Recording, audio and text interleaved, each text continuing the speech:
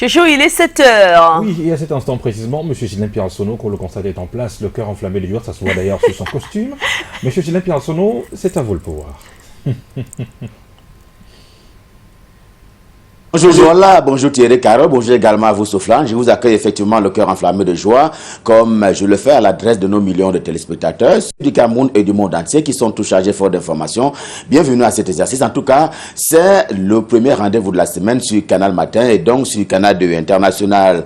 Au lendemain des élections couplées du 9 février 2020 au Cameroun, être maire et serein, mais pas avant d'avoir vu le tribunal administratif, pour certains cas, avoir validé donc l'élection, que dis-je, avoir ainsi vidé son contentieux, on va dire post-électoral, pour ainsi dire, eh bien la série d'annulations des élections, notamment des maires, se poursuit. Cameroun Tribune, le quotidien camerounais à capitaux publics, nous fait cas ce matin de la région de l'Est, celle qu'on appelle affectueusement le soleil levant, et justement parce que là-bas, le tribunal administratif de la région de l'Est, c'est à Bertois, qui a donc ordonné la reprise du vote des maires dans 3 communes de cette région, à savoir Lommier, Bétaré-Oya et Messor. Eh bien, l'élection des maires est donc à reprendre de ce côté-là. Et c'est d'ailleurs une reprise qui intervient et qui est annoncée au moment où commence aujourd'hui même le vote pour ce qui est des élections partielles, pour ce qui est des législatives dans le nord-ouest et le sud-ouest camerounais. L'on sait que le Conseil constitutionnel avait donc annulé l'élection dans ces circonscriptions-là, un certain nombre de circonscriptions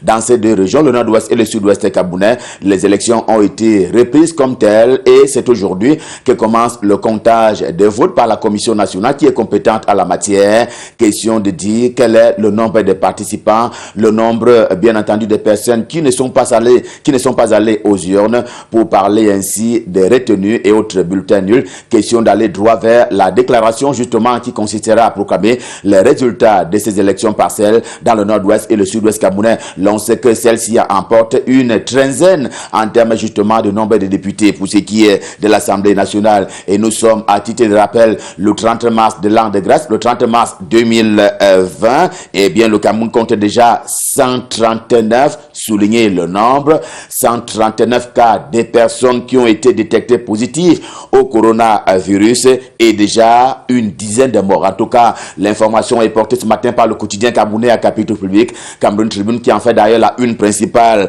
Il y a surtout une image grave, celle des Camerounais mis en quarantaine dans un certain nombre d'hôtels qui ont été retenus pour les besoins de la cause par le gouvernement de la République. Et au lieu de ce confinement, ils ont, ces Camerounais-là, joyeusement partagé la maladie avec les prostituées. D'où leur mise aux arrêts par la police camerounaise. C'est l'information on ne peut plus grave pour parler de ce sens d'irresponsabilité de la part de certains Camerounais qui étaient venus de l'étranger et qui ont été confinés dans des hôtels. Cameroun Tribune en parle ce matin puisqu'ils sont désormais aux arrêts parce qu'ils ont été convaincus justement de propagation volontaire du coronavirus. Et pour le journal La Voix du Centre, également en kiosque ce matin, cette œuvre-là consiste à mettre davantage la pression sur le gouvernement de la République à propos d'une urgence prononcée pour un confinement total. On s'y dirige subrepticement du moment où le pays enregistre des nouveaux cas chaque jour. L'heure est grave au point où le prix, notamment pour ce qui est d'un certain nombre de produits de consommation en termes de surface et de grandeur, le journal affirme ce matin que par matière de transport interurbain, transport commun interurbain, eh bien, le prix a désormais augmenté et il a augmenté en douce. C'est dans cette ambiance de psychose qu'il est à noter que les ressortissants américains, le pays de l'oncle Sam, qui sont notamment en Afrique et au Cameroun en particulier, vont devoir quitter Yaoundé et le Cameroun. Et Singan, l'hebdomadaire en kiosque ce matin, en fait d'ailleurs la une principale au motif que des vols spéciaux ont été commis par la Maison Blanche, la maison de Donald Trump. Ils seront opérationnels, apprend-on du journal, dès demain soir. Les Américains vivant à Yaoundé vont devoir quitter et repartir à la maison. Cela s'appelle le rapatriement à la Donald Trump. Ainsi de temps, si l'on s'en tient au journal Le Zénith, tout aussi en kiosque ce lundi matin, selon qui la propagation du coronavirus, le mal déjà du siècle, pour parler ainsi de cette pandémie au Cameroun, est aussi lié, dit-il, à l'incoordination de l'équipe gouvernementale en termes d'action et d'activité gouvernementale, notamment entre les patrons des finances et de la santé publique. En tout cas, c'est ce que dit le journal Zénith, édition de ce lundi. Éco-santé qui traite au quotidien des questions de santé et de vie, fait appel à son tour, une fois encore, au sens de responsabilité des Camerounais. Il le veut bon, mais bon citoyen, citoyen tout court, en se faisant donc dépister au moindre symptôme. C'est un appel au même titre que celui qui avait été lancé par le ministre Manaouda Malachi en charge de la santé publique, qui est donc lancé ce matin par le journal Éco-santé. Question de compter sur le sens citoyen et de civilité en tant que tel des Camerounais pour pouvoir se faire dépister au moindre symptôme. D'ailleurs, il est à noter que des agents, on va dire, de santé communautaire s'en vont descendre sur le terrain dès le 2 du mois d'avril prochain, et cela va durer 5 jours, apprend-on du journal, au rang justement des bons auspices du gouvernement de la République qui se dirige là vers un dépistage, on va dire, global sur l'ensemble du territoire national. Et d'ailleurs, ce dont parle le journal ce matin va commencer dans les villes de Douala et Yaoundé, respectivement capitale économique et capitale tout court. Le quotidien Émergence, le journal de Manius Biaga, reste quant à lui très préoccupé par l'inconscience de certains Camerounais face à la propagation du mal du coronavirus, mais donne la parole ce matin au professeur Maurice Kamto. C'est le président national du MRC, le mouvement pour la renaissance du Cameroun. Il demande à Paul Biya de briser le silence et de parler aux Camerounais. Et c'est cette posture qui fâche d'ailleurs le journal Réalité de Paul Ngouaré qui dit en kiosque ce lundi matin. Le journal trouve le ton indolent de la part du président national du MRC, surtout que le premier ministre chef du gouvernement, Joseph John Goutey, avait déjà parlé quand il était question de porter à l'attention de tous les Camerounais les mesures très au total qui ont été édictées par le président de la République et qui restaient donc à être observées par la communauté nationale, mais également par les visiteurs du Cameroun. Le PM a donc parlé, les membres du gouvernement, ou du moins certains ont parlé. Il en est ainsi régulièrement du ministre René Emmanuel Sadi en charge de la communication, très régulièrement aussi assis aux côtés du ministre Manaouda Malachi en charge de la santé publique, question de donner des directives et de faire le point par rapport à la propagation du coronavirus.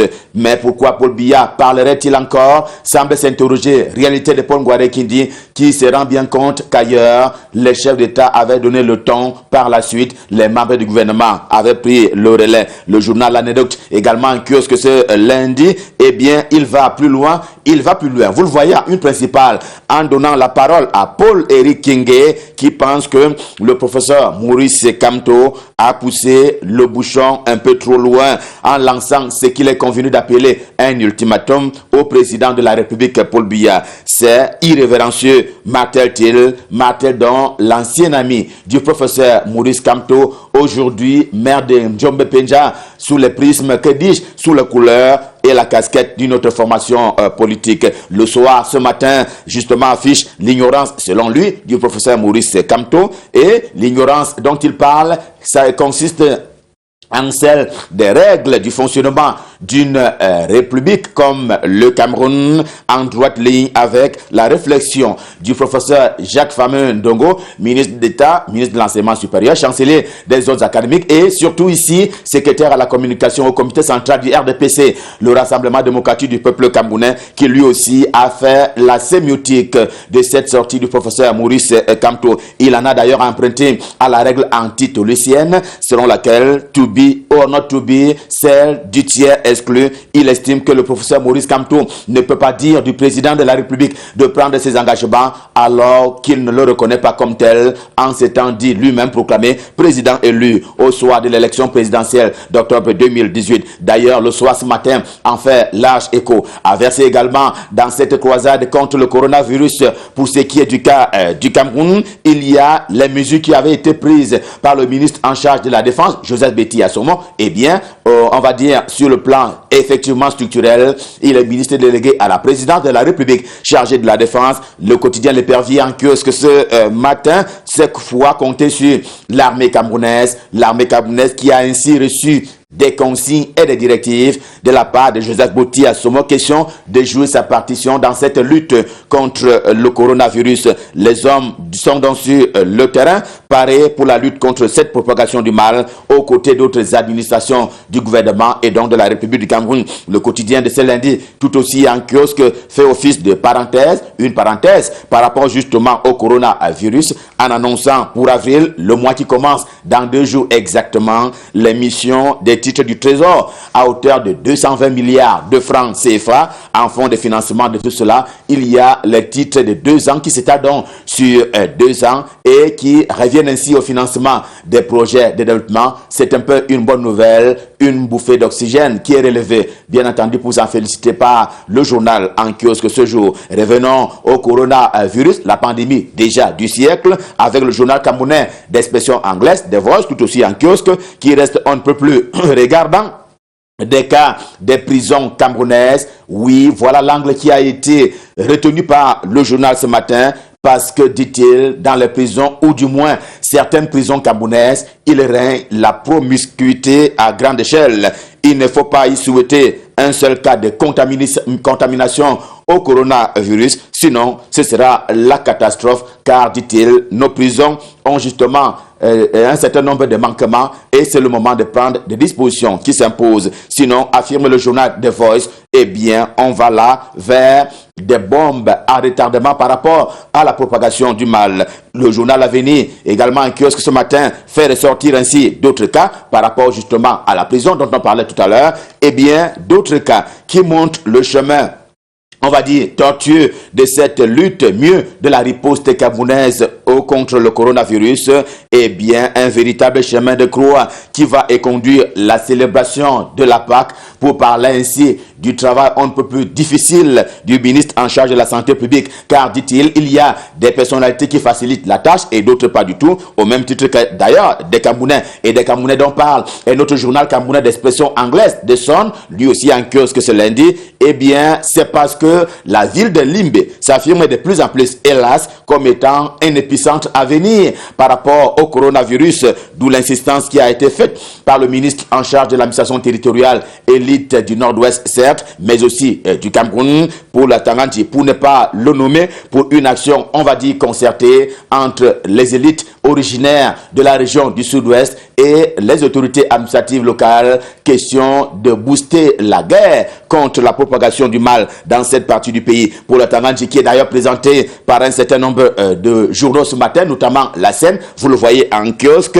comme meilleur parmi les ministres en charge de l'administration territoriale de ces 30 dernières années au Cameroun, en raison de sa présence à la fois sur le terrain et aussi de sa proximité non seulement avec ses collaborateurs, mais aussi avec les administrés. L'éditorial de ce matin de ce journal La Seine est signé de Christian Emok. Il insiste par ailleurs sur le sens on ne peut plus élevé de la générosité de Paul Atangandji. Le quotidien bleu, c'est le jour du jour, le journal d'Aman Mana, quoi qu'on dise, affirme à propos du coronavirus que eh bien, le Cameroun, le pays de Paul Biya, est mal parti au regard de tout. Un tableau qui affiche peur et aussi peu de détermination de la part de l'équipe gouvernementale aux yeux du quotidien bleu, parallèlement au comportement de certains Camerounais, d'où la conclusion à laquelle aboutit le journal ce matin. Le Cameroun est mal parti, comme l'économie quotidien et comme matin édition de ce jour redoute pour sa part une crise bancaire suite à cette crise sanitaire,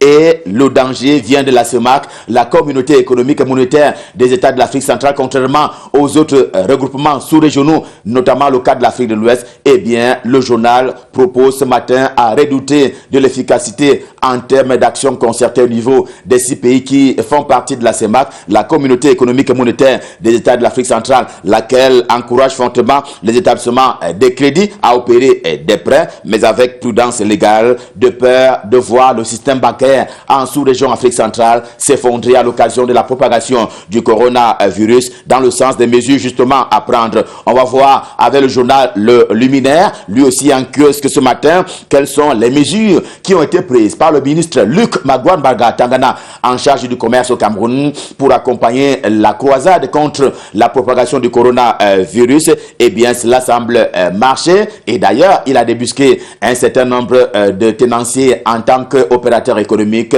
qui voulaient conduire le Cameroun vers des pratiques peu orthodoxes, sauf que politiquement, pour parler ici du ministre Luc Magouane Barga-Tangana, il est donc accusé d'ingérence sur le plan politique et de la gestion du RDPC, notamment en Fou, la Mefou et à Famba, et précisément en Nkola Famba. A-t-il donc lancé son secrétaire particulier comme maire du côté d'Nkola Famba? C'est une question qui est formulée par le journal Le Luminaire ce matin et il affirme sa neutralité par rapport à ce qu'il convient d'appeler, selon le journal, des accusations sans fondement. C'est un peu l'exercice que pratique Meyome Sala ce matin aussi en ces débuts de semaine. Après coronavirus, il y aura remaniement ministériel et il nous dit ce matin que ce remaniement va reposer sur le mérite. Eh bien, il faudra mériter, il faudra aller avec le critère des méritocraties pour rester ou être, j'allais dire, affecté et appelé à d'autres fonctions dans l'équipe gouvernementale à venir. Et cela sera fait, dit-il, après l'avènement du coronavirus. L'espoir étant nourri par le journal ce matin. Le Financier d'Afrique, lui aussi, nourrit beaucoup d'espoir en la fin du coronavirus. Pour ce qui est du Cameroun et la sous-région Afrique centrale, il s'arrête une nouvelle fois. Vous le voyez en une principale sur la politique monétaire en sous-région Afrique centrale par ces temps de propagation de la maladie de coronavirus. Eh bien, la bonne nouvelle, c'est que la BEAC, la Banque des États de l'Afrique centrale, a baissé le taux d'intérêt, notamment lors des appels d'offres. C'est l'information qui est portée par le Financier d'Afrique, édition de ce lundi, et il singularise d'ailleurs ce taux en termes de baisse d'intérêt et il dit qu'il va donc diminuer de 0,25% par rapport au taux habituel. Mais pour sa part, l'exercice auquel se livre le journal de Gab, Georges Alain Boyomo, mutation édition de ce lundi, eh bien c'est un peu un exercice inhabituel. Le journal de Georges Alain Boyomo qui classe ainsi en termes de déduction au coronavirus qui sont les bêtisiers de la République du Cameroun depuis le déclenchement de cette maladie en décembre 2019. En tout cas, le premier cas avait été signalé du côté de la Chine, puis la maladie a pris son envol pour ainsi remplir la terre et les cieux. Eh bien, ce matin, Mutation propose de voir qui sont les principaux bêtisiers pour ce qui est de la lutte contre le coronavirus au Cameroun. Il y en a qui ont demandé, rappelle encore le journal, aux épouses de fabriquer des cache-nez aux époux et à leurs enfants. Et cela fait partie des bêtises selon le quotidien Mutation ce matin. C'est donc à lire un dossier on ne peut plus spécial à la manière de Gab, Georges Alain Boyomo. Revue de presse, Béni Yaoundé, édition de ce lundi. C'était le premier rendez-vous de la semaine. Stop fin, le cœur enflammé de joie. Nous vous avons servi. On prend rendez-vous pour demain pour le deuxième rendez-vous de la semaine. Pour le moment, je vous propose, et c'est une invitation, de nous rendre du côté de Douala. C'est la capitale économique du Cameroun, à la rencontre de l'homme des gens sur le petit écran. Il s'agit bien entendu de Junior Hossein pour la suite et la fin de la revue de presse. Bonjour Junior, c'est à vous à Douala. Ghislain Pierre-Essonneau, bonjour. Il est en colère, le professeur Aimé Boni, ce matin dans Le Messager. Il est ulcéré par le plan de riposte du gouvernement face au Covid-19, mis sur pied selon lui sans aucun soutien financier pour accompagner les populations. À la une principale de ce lundi 30 mars 2020, Le Messager nous fait savoir que ce célèbre médecin fait le procès du pouvoir. À la page 11, le professeur Aimé Boni, médecin et enseignant à l'université de Douala, s'exprime violemment en deux temps. Le premier temps avec pour titre l'Afrique et le rendez-vous manqué de l'histoire des civilisations et le second temps a pour titre gouvernance par embuscade dans un monde de vampires, à lire en kiosque. Maurice Kamto est lui aussi en colère. Au bas de sa une principale, Le Messager souligne Covid-19, l'ultimatum de Kamto à Paul Biya selon le quotidien. Le leader du MRC donne 7 jours au chef de l'État pour sortir de son éternel confinement. Retrouvez les déclarations de Maurice Kamto dans les kiosques ce lundi. Face à l'ultimatum donné par Maurice Kamto, le secrétaire général adjoint du RDPC, Grégoire Oona, réaction reprise ce matin dans le quotidien Info Matin. Monsieur Kamto, qui êtes-vous pour donner un ultimatum à un chef d'État? Peut-on lire à la une du quotidien Info Matin de ce lundi. En tout cas, pour le journal Intégration, le Covid-19 au Cameroun sert de tremplin politique désormais. Le journal revient sur cette sortie de Maurice Kamto qu'il juge sans pudeur et également pointe du doigt accusateur quelques médias de propagande. Et pour la nouvelle expression, c'est plutôt une mauvaise nouvelle. Ce matin, autour du Covid-19, le RDPC et le MRC s'affrontent. Eh bien, nous apprend la nouvelle expression à sa une principale. Maurice Kamto du MRC estime qu'il lui revient de prendre le bâton du commandement en chef dans la guerre que le pays livre à l'ennemi mortel de coronavirus. Mais le RDPC, par la voix de Jacques Famin-Dongo, estime que c'est une stratégie d'insurrection et surtout un coup d'épée dans l'eau. Une joute oratoire à lire en kiosque ce matin. À lire également cet autre article consacré à la pandémie coronavirus qui indique que l'ONU appelle à libérer des détenus pour éviter une flambée du virus. L'appel est émis par Michelle Bachelet, haut commissaire aux droits de l'homme en direction des chefs d'État de la planète. La maladie existe et un traitement également, celui du professeur Raoul. Mais l'hebdomadaire L'Indépendant de ce lundi nous présente la mise en garde du professeur Aimé Boni, médecin et enseignant à l'université de Douala, lui qui s'est tout à l'heure exprimé dans le messager en ouverture de cette revue de presse. S'exprime également ici dans l'Indépendant et fait savoir qu'en matière de traitement, il n'y a pas que la pharmacopée chimique qui méritent d'être testées, mais aussi les plantes médicinales africaines qui pourraient jouer un rôle déterminant grâce à leurs propriétés virucides et de modulation du système immunitaire. Tout un dossier à retrouver en kiosque ce lundi. À lire également à la page 3 de ce journal, l'engagement de l'armée camerounaise à lutter contre le Covid-19, une armée parée à toute éventualité. L'œil du Sahel nous fait savoir ce jour que le Grand Nord tend vers un confinement total. Dans le domaine des transports, justement, le Tri Hebdo indique qu'aucun cas confirmé de Covid-19 n'a été déclaré jusqu'ici dans les 3 régions septentrionales du pays, mais le Grand Nord cache cette crise sanitaire. Pour preuve, justement, les voyageurs à destination de Maroua, Garoua et Gaoundéré ont vu les prix des titres de transport grimper de 50%. Trouver une place dans le train est devenu difficile et Cameco s'achemine vers une suspension des activités, rajoute l'œil du Sahel en kiosque. Et puisqu'on parle de Cameco, Europlus nous fait savoir qu'en effet, lui, Georges Dipendi, a déclaré la suspension provisoire de l'exploitation de la compagnie aérienne nationale qui croule sous le poids de tensions de trésorerie, à lire ce matin en kiosque. Et restez chez vous pour lire les journaux car le confinement sexuel est au menu dans le journal Europlus. Fin de la revue de presse ce matin, ici à Douala. D'accord, merci beaucoup, M. Junior Rossin. Excellente journée à vous, Junior Rossin. À demain pour une autre revue de presse. Oui, demain, si je peux me permettre, je souhaite un joyeux anniversaire. Le temps de retrouver, si vous pouvez parler, le temps que je retrouve le message, s'il vous plaît.